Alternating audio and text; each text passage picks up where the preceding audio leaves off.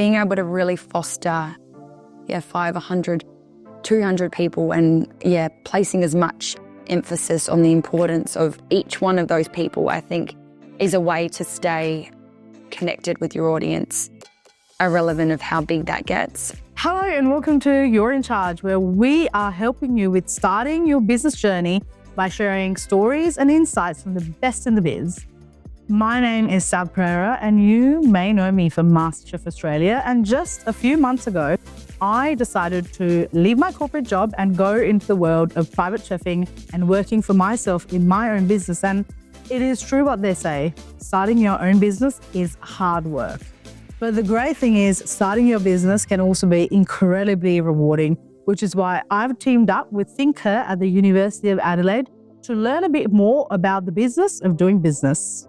Together, we will sit down with some trailblazing women and talk to them about the business behind their successes.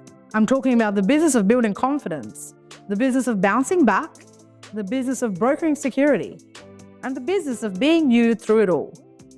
Today, we have a special guest that brings a fresh perspective to the world of social media and digital influence. I am incredibly excited to introduce to you Brooke Upton, one of South Australia's biggest influencers and leading digital talents. Known for her bold and creative takes on fashion, lifestyle, beauty and travel, Brooke has captivated an audience of over 170,000 followers across platforms such as TikTok and Instagram. Thanks for being here. Thank you for having me. Very exciting actually to have this chat with you. Yes. The first thing is the obvious one. You've got over 170,000 followers, people watching you, do your thing, and it's put you at the forefront of being, influence is the word. Yes, it is. It's a big word. Tell us a little bit about how you got started, what got you there. I'm sure, lots of people have asked about the journey, but yes, just so our listeners know. So basically, I have always been really interested in the creatives industry, and I always had this understanding growing up that I wasn't a creative person. I guess I kind of aligned creativity to drawing or art, or had a very narrow focus on what that was. And I knew that I wanted to be able to create and connect, and marketing was kind of a conversation that always came front of mind in that discussion. So I actually missed out on becoming a doctor by a few percent and went, oh my gosh, I need a full rejig of my life, what actually feels passionate to me. And I went to uni and studied media and communications. And across that time, I was posting online. I was really enjoying kind of this fresh social media landscape that was coming up. But at that point, was just posting for my friends and had no real strategy kind of involved. And it was in some of my classes that I was sitting there, and there was kind of a few aha moments where I was like, you know what, I can apply this same structure to the way that I would be branding businesses and marketing businesses to myself. I myself am a brand kind of with legs, with a heartbeat, and the same principles apply. So kind of shifted my mindset in that regard to being able to view myself through the lens of a professional. And, started changing the conversations I was having with people going, you do this as a hobby, to going, no, I do this as a business. Yes. Which is a conversation so many people in the creatives industry are constantly, fighting a little bit of an uphill battle with, kind of validating their role as professionals. So again, changed the lens in which I kind of viewed myself through, sat down with myself and had a real strategy session on who I was, who I wanted to talk to, and the value that I wanted to provide my audience. And kind of hit go. Nice. Now you mentioned something interesting, as you said, it's a brand with 3 legs and a heartbeat. Yeah. So, and I know obviously you do brand work for other organizations, entities, what have you. But what would you say is Brooke Upton as the brand? As a brand.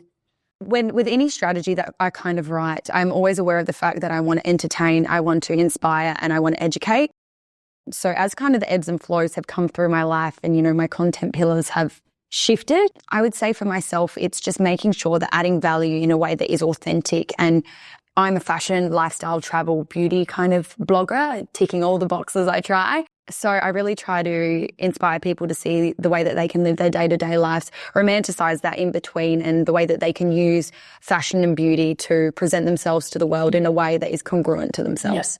I think that's a very well constructed answer, because there's a lot of people, especially personally, it's just personal observation. Yes. It's like over COVID when that world, Yes, social media really took off as a PR thing, yes, a marketing thing, may not necessarily have had that strong brand identity. No. And you talked about, your pillars, which really are your values. Yes. Yeah.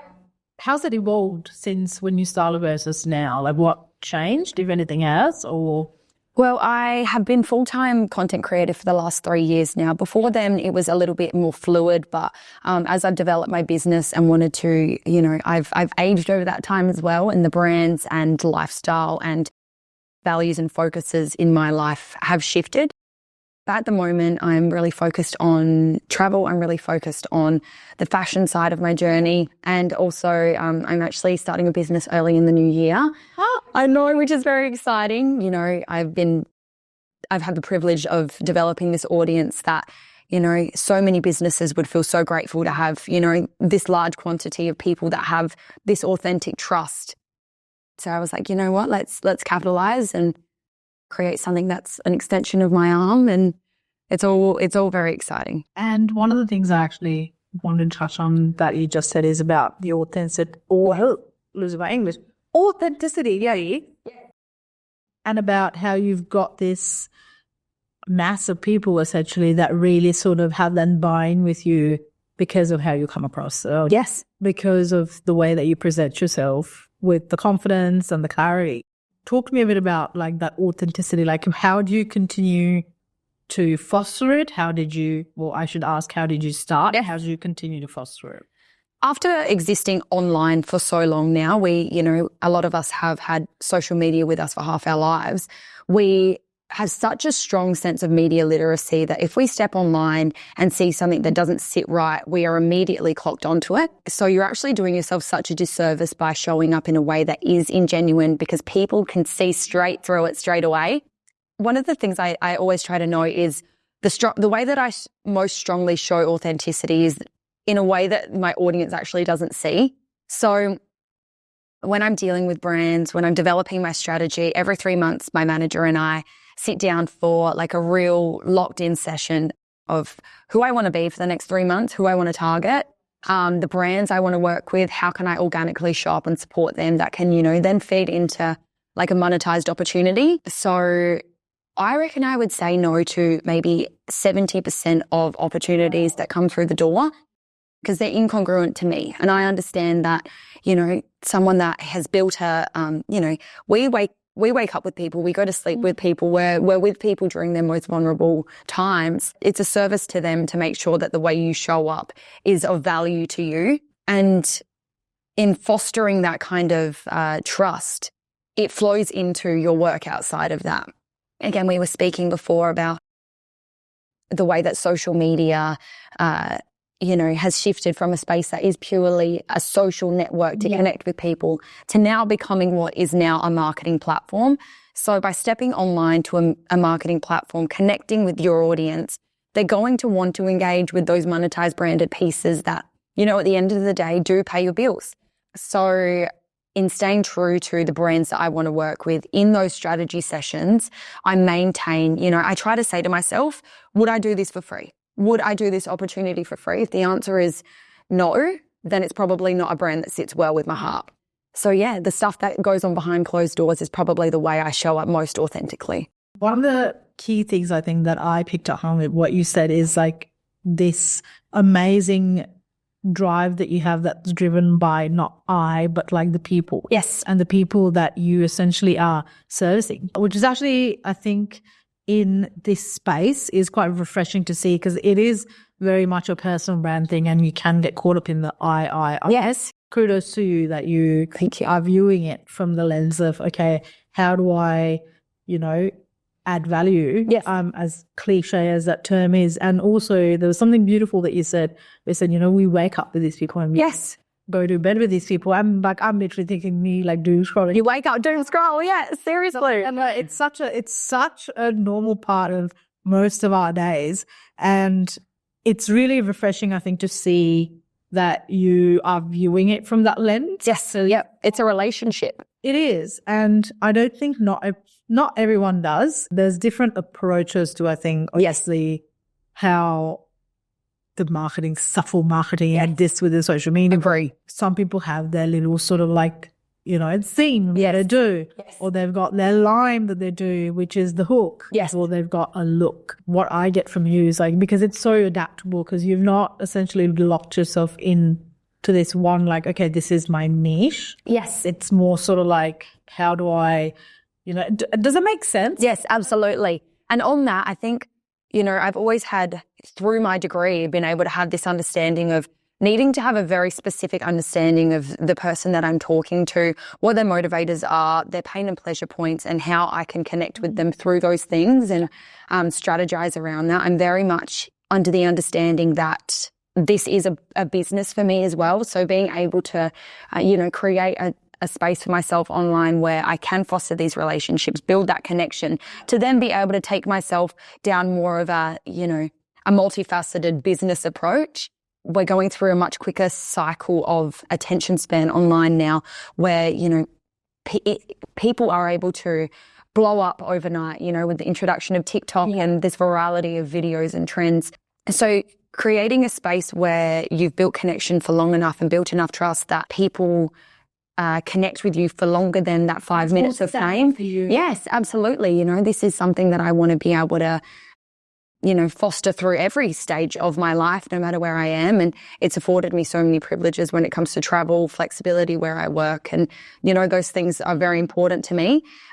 So making sure I do the right thing and treat those relationships well is a no-brainer. And like, it's interesting that you say that, because you see, it's very classic marketing, I think, because you look at some of the big companies in the world that people absolutely have loyalty towards, like the whole Coke business. Yes. The debate, just an example. And there's lots of stuff like that, but I think it just comes from, yes, the organizations have existed for a long time, but they've existed because they've maintained, I think, that sustainability when it comes to fostering the loyalty. Putting out. You're not feeding necessarily into the short attention span, which is really interesting. And just coming back to the point that you made about, things that are incongruent, brands that are incongruent, because I know we'll have a lot of listeners that are young, that are starting out, that want to get into entrepreneurship, into the business side of things.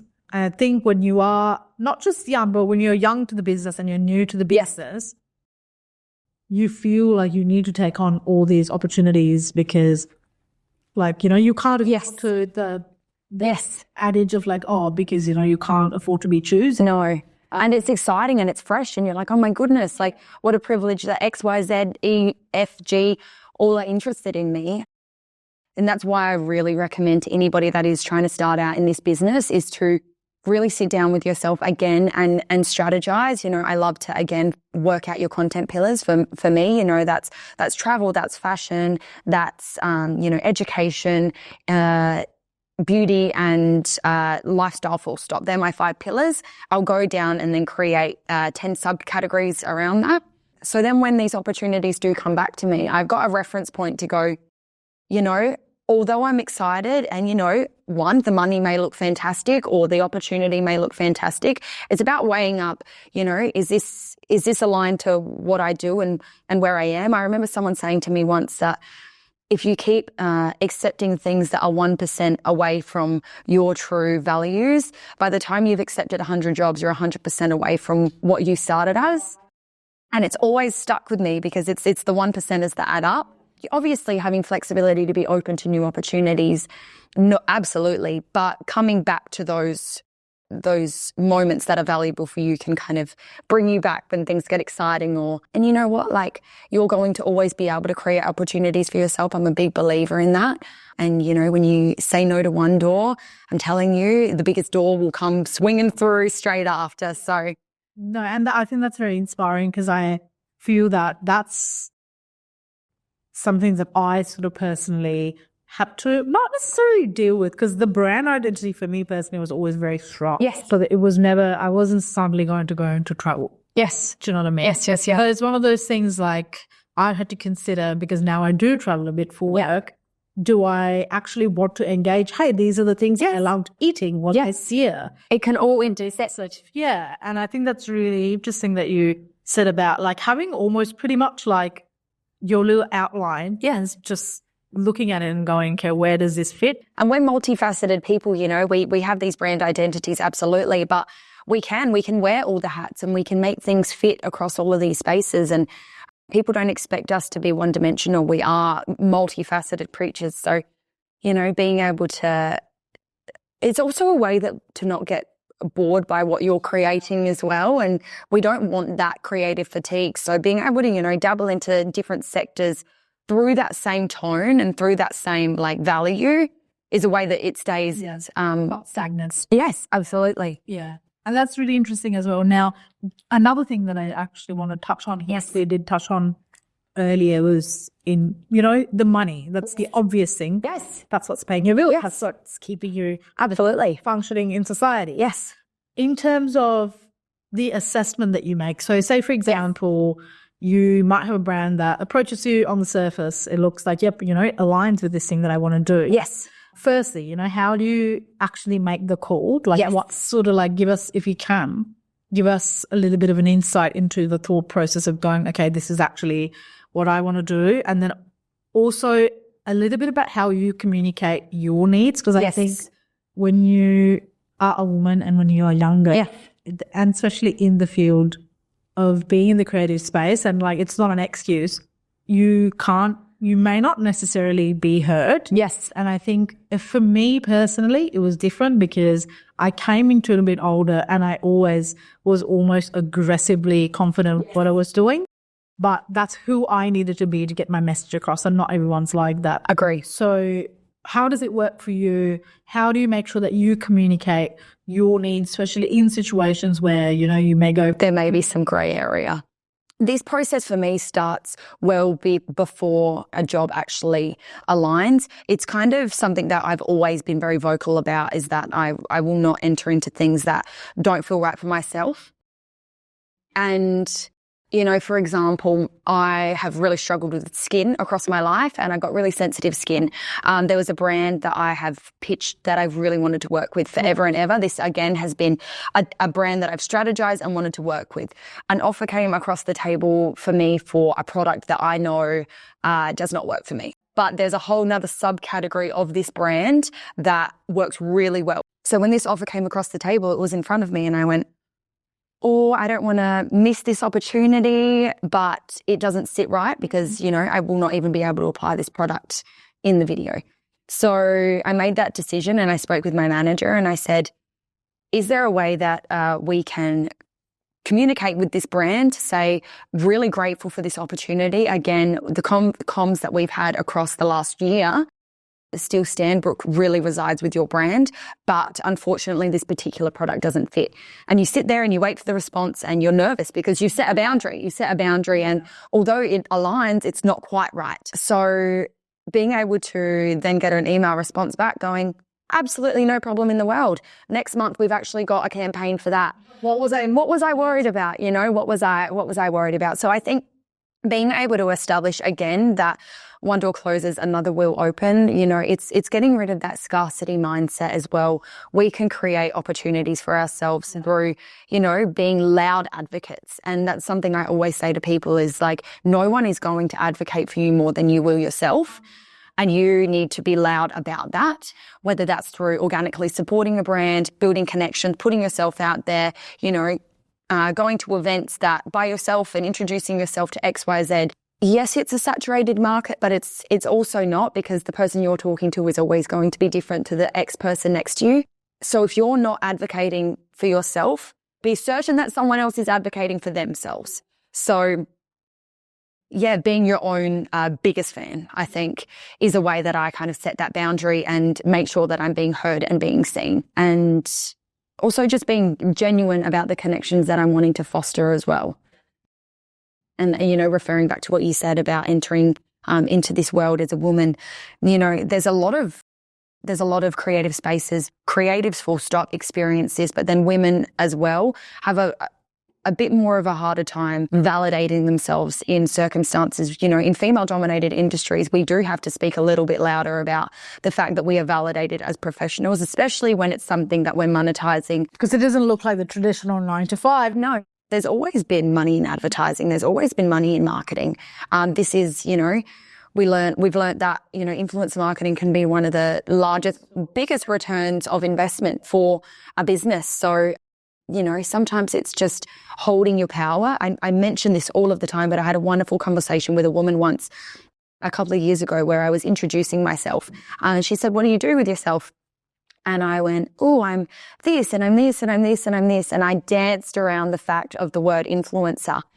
And unbeknownst to me, this woman actually knew me and said, "No, tell me what you do. You're an influencer. Sit in that power, be proud of that power and rewrite the narrative around what, you know, the lens in which people view that through." And I realized that I was carrying like some inherent bias and a stigma that has been placed upon, you know, and again, another female-driven industry. And the minute that I took a step back and went, this can be whatever I want it to be. I will show up in the way that is valuable to me.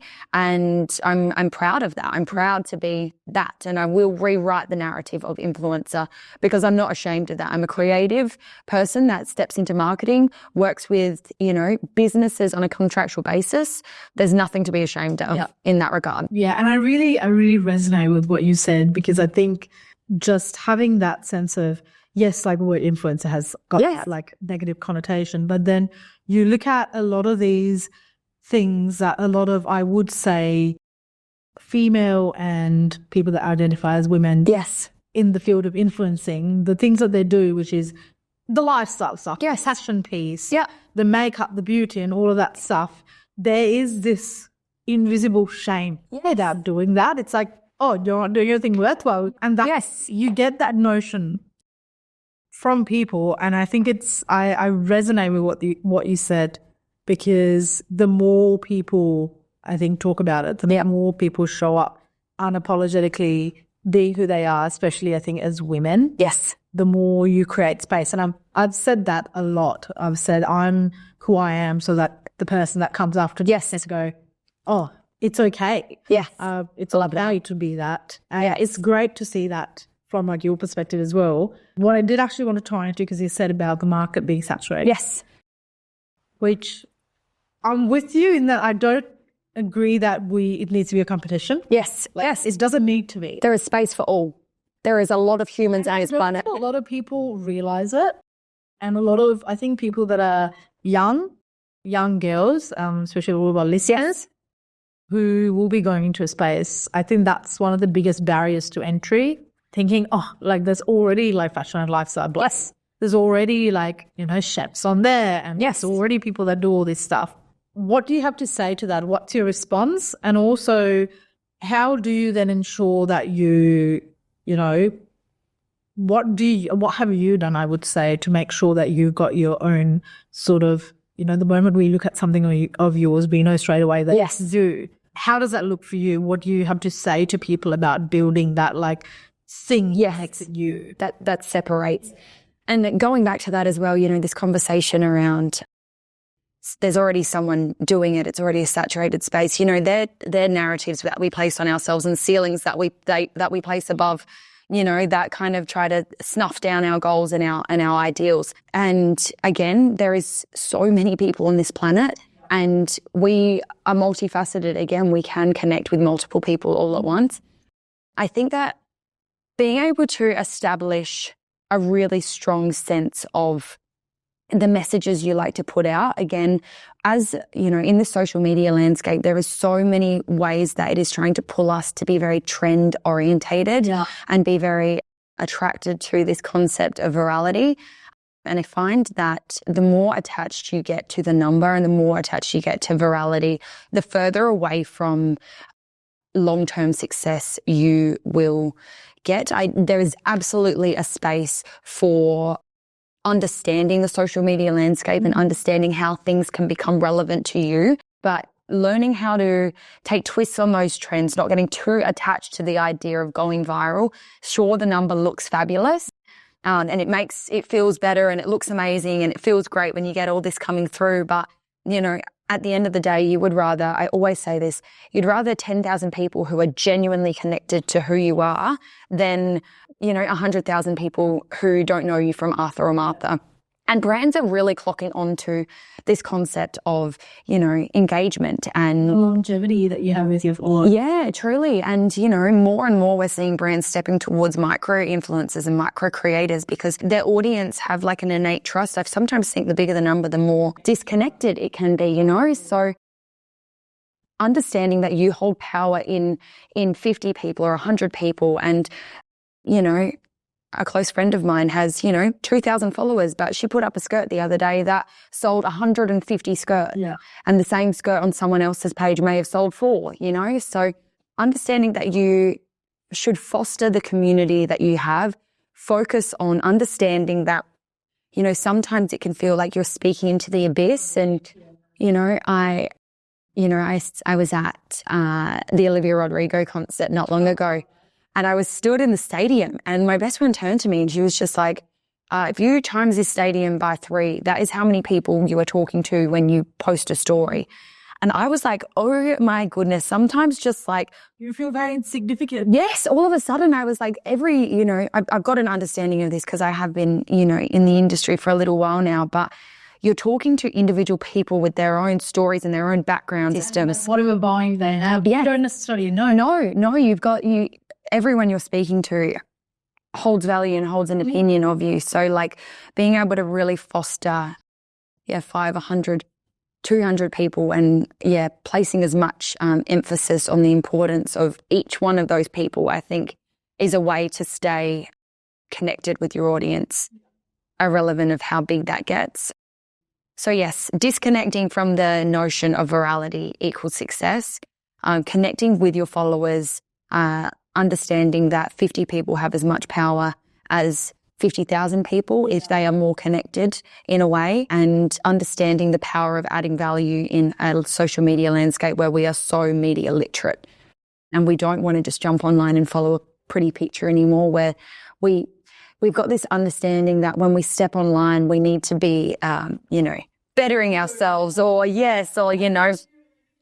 Yes, you do. And especially as an Australian consumer, we've got quite a lot of tall poppy syndrome in Australia, massively so. So I remember I went over for a conference in Dallas and understanding how the American market really receives push marketing in a much more open sense than we do. We really need to lead a horse to water here and let them go, we're not telling you to do anything, but if you do, that would be really good.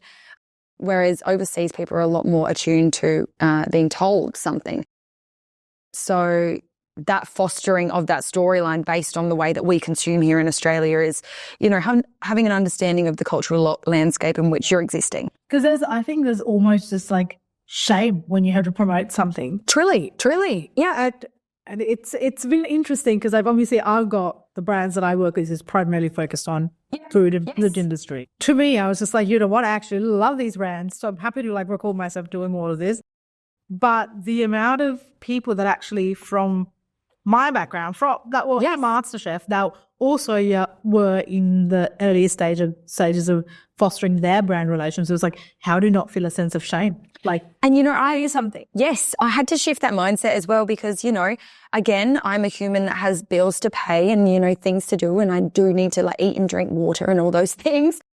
So being able to understand that in taking a moment to do what I need to for my business, I'm enabling myself the time, the freedom and the flexibility to continue to create content that is inspiring, entertaining and educating you. In doing that, I'm allowing space to be what you need me to be, I think, as well as making sure that you're paid. Literally funding yourself. Yes. I'm allowing myself the space that we show up on people's platforms and, it's free. We don't sign up to Netflix and expect to not pay for a I have to think, subscription. like, I often see, like, look at certain creators that I follow, and I'm like, oh my God, I learned so much. I can't believe this app is free. Yes, I can't believe this is free. Yes, how is this free? But it's not, it's not free. There's so much more that goes on. Truly. And, in being able to digest that free content, it has to, there has to be something else elsewhere. So, I think most people are sympathetic to that. Oh, absolutely. A lot of the times I'll see comments like people like, get your bag. Yeah, get it, girl. Yeah, yes. I love that because I'm like, yes, you understand that. Yes. And like people will like and share. And I find personally in my experience where I would put stuff on my broadcast channel. Yes. And I say, this is paid work. Yeah. But the recipe is still really good. Yes. And people will like it and share and stuff. Yes. And they'll be like, oh, I already know this brand, or because you've built that trust and that genuine connection that people do know that you wouldn't promote X if it didn't align. But you've done the work to make sure that is congruent to you. Yeah, and I think it's important because that engagement piece is there, so that when you do to do a paid promotion, people are not going to tell you no, put off by it because they're like, hey, I'm actually just seeing a slightly different version of the same thing that I like to consume. Yes, absolutely. And it's interesting that you mentioned the consumption in Australia because you find that there's a lot of tall poppy syndrome, but also I find that other markets are just so much more in ways engaged with their fellow creative industry. Agree. I've been lucky in that because I've got the big MasterChef family. And the moment I post something, they're all in the likes, they're all in the comments. Immediately on it, yes. Immediately, but that's because you're part of that club. But then when you're not part of the club and you're a creative that's just starting out because you love showing food from your culture, where do you go? Truly. Pound the club. No. And that's, that's another tip that I say is create genuine connection with other creators. I know there's this, every now and then I'll get a message saying, you're only friends with influencers, you're only friends with, well, in the same way, if you're in, the accounting world, you're going to be friends with fellow accountants. It's a way that you foster community and, so I would really recommend to people is to, follow, comment, engage with other creators and, get an understanding. Again, the creatives industry is one where there is so much variation in standardization of pay. And it's because there is a lot of conversation that still needs to be had on blanket rates across the industry. And I think, by fostering more of that community and being connected to, I'd laugh because I was like, oh, I get to have a Christmas party of one this year, we don't have a whole office of people of that connection. A friend of mine in Melbourne threw a creators Christmas party last year. It looked fabulous. But so you have to put yourself out there in a way to connect with other creatives and because it's important to foster community in that. I think that people forget because you're I consciously always look at how I consume content. Very much so. All the time. I'm like, what is in giving me the inclination to comment on this? Yes. I notice that I don't always comment on things. Oh my gosh, I know. All lights. Yes. So I don't always, and I'm like, do you know what? No. And you just start doing it. I need to make that intention. And that's even with the big MasterChef family. And yes. I love their work and I'm like, great. But I'm like, why am I not sharing this on my story? Yes. Why am I not setting this? And encouraging others as well because we're in that world. I know I was just talking about this the other day actually that I was the same. I went, oh my gosh, some of my favorite creators, I don't comment on their stuff. Makes you look a little bit snobbish and oh no, I'm not. I promise no. I just have sent it to all my friends and gone, oh my gosh, she looks amazing, But if I want to actually comment on yes, advocate loudly for others to allow space for, more people to advocate for you, so. And I think it comes back to that sentiment of, oh, why am I going to promote someone else's work because there's not enough space for me, which is such, I think, a scarcity mindset though, That scarcity mindset's so prevalent. Yes. And that's just how society is obviously built now, I think. And you mentioned the virality of it because we are tied to, oh, why is this not getting 1.2 million views? And people really get discouraged about that. So I think this conversation that we've had, it's been incredibly valuable to me because to me, yes, I can see really online since I was quite young, but having to advocate for myself in a position where I'm now working for myself, there's a lot that our listeners can take away because no doubt from who you are, there's so many things that you're great at, so many things, so many skills that you have, but what's one thing you want to master in the next year? As I said earlier, I'm launching a business in the new year. Are you excited to? Are you allowed to tell us about it? Not entirely. I've got an entire strategy about launching this, so we'll park it. But what I can say though is it is such a genuine extension of me. It will be slightly unexpected, I think, in a good way, I hope. But learning to step into that power in a new way for myself, I think, is something I'm going to choose to master next year. Choosing to, this year was every year I try to have a bit of a saying that I kind of stick to across the year. I haven't worked out my next year one, but this year was good is good enough. I have a real problem with perfection. And so I think that's unfortunately, it is a generalization, but I think women suffer with. Yes. Oh, massively so. And, I had to come to the understanding that, in a social media landscape where consistency and quantity is important, that removing a lot of that pressure of perfection for myself was important, because I'm someone innately driven by high quality work. Anything I do put out, because I have thought about it so intentionally, is going to be good enough. And, there were so many pieces of work that I never put out. And oh my gosh, I can't even believe this happened or occurred, but there was a piece of work that I filmed that I wasn't 100% happy with. I promise this happened. I'm not lying. I wasn't going to post it. It's always in drafts, isn't it? It's always in drafts. And I went, you know what? I've got nothing to post tonight. Let's just put it onto the internet. I woke up the next morning. I know we've not spoken about followers, but with 15,000 new followers from that one video, I was like, you're joking me. Like, it was a real moment for myself where I said, you know what?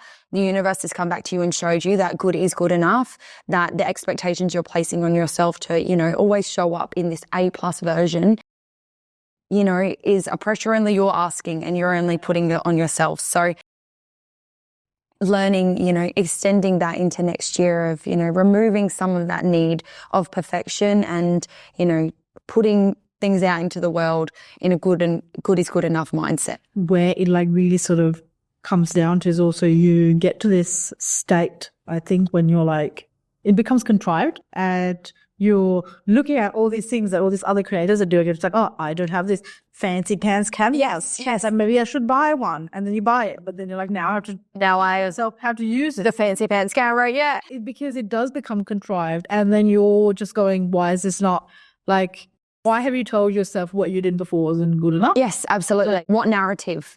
Yeah, what comparison did you make to take yourself away from what, did align with you? Yeah, and I really like that you sort of want to actually walk into a kinder space. Yes, self. Absolutely, yeah. Absolutely. Especially when I know, starting a business is going to be something that has those challenges, and I'm going to want to, what I put out to the world, I want to be a direct reflection of the quality that I, want to put out. But understanding that, you are allowed to be a beginner.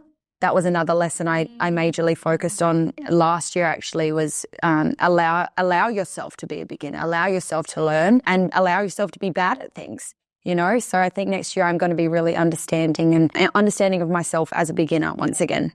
Yeah, this was something that I actually spoke about a little while ago. Was there's always this, one of the biggest barriers to entry to anything, I think, especially for women, is the jargon. Well, yeah, around a lot of the work that we do. Yes. And anytime you want to scale up, so it's great. You're a micro-influencer, but the moment you want to scale up, go to big business.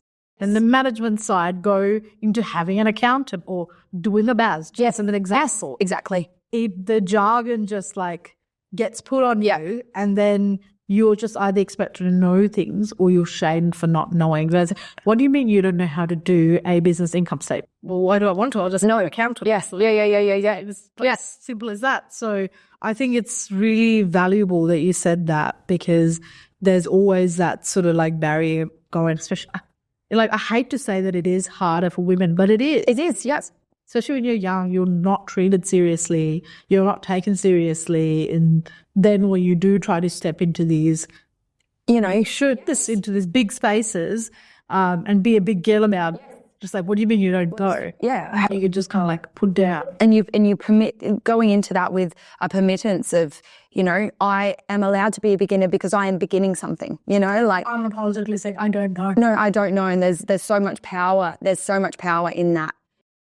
And, especially jumping into, the creative world for people that are wanting to step into this space is, understanding that you may hear, conversations around, or you may feel that worry about what are the people from my high school going to think, or what's my great auntie going to comment, and, but understanding that if you view yourself through a professional lens and you allow yourself the space to be like, I am a woman in business, I am someone that is holding space and is, again, unapologetically me, you are allowing yourself the right to be that person, and people will follow. You create a lens in which people view you through. You are in control of the narrative.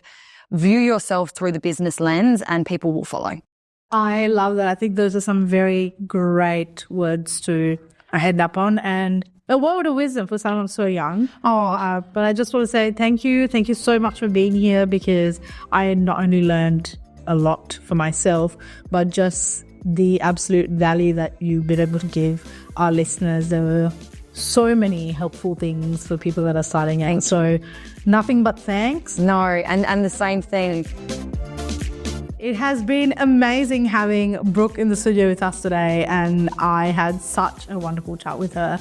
The biggest thing that I think I really sort of clued onto with what she said was with the piece regarding not attaching your value and your authenticity to a number. And I think that's really important to anyone and all of us, all of our listeners that are starting out in business. For me personally, my brand strategy is still relatively in its infancy. So I personally found that incredibly valuable, and I have no doubt that whoever's starting out and wanting to go into the field of being a creator, being an influencer, being in the digital marketing space would find that advice incredibly useful, because you are going to start off with lower numbers.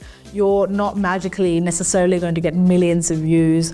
And to me, it was so important that someone like Brooke did actually say, feel validated in the work that you do and take pride in the work that you do, because it's really important to not put the value of what you do to a particular number, regardless of whether you're getting 2,000 or 200,000 views on something. And it's been it is an obvious thing to some, but I think it's really important to have that actually said out loud.